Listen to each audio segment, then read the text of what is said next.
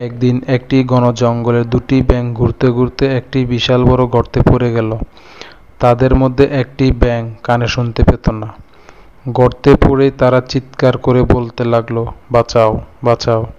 তাদের চিৎকার শুনে জঙ্গলের আরো অনেকগুলো ব্যাঙ সেই গর্তের চারদিকে একত্রিত হলো।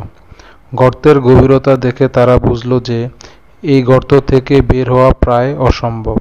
তারা উপরে দাঁড়িয়ে পড়ে থাকা দুটি ব্যাঙকে বলল, তোমরা আর চেষ্টা করো না, এই গর্ত থেকে বের হওয়া সম্ভব নয়। তবে নিচে থাকা দুটি ব্যাঙ চেষ্টা চালিয়ে যেতে লাগলো।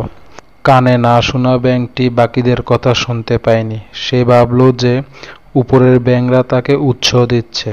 সে আরো শক্তি দিয়ে লাফানোর চেষ্টা করতে লাগলো। কিছুক্ষণ পর কানে শোনা ব্যাঙটি ক্লান্ত হয়ে হাল ছেড়ে দিল, কিন্তু কানে না শোনা ব্যাঙটি চেষ্টা চালিয়ে যেতে লাগলো। অবশেষে সে শক্তি সঞ্চয় করে একটা বড় লাফ দিল এবং গর্ত থেকে বেরিয়ে এলো।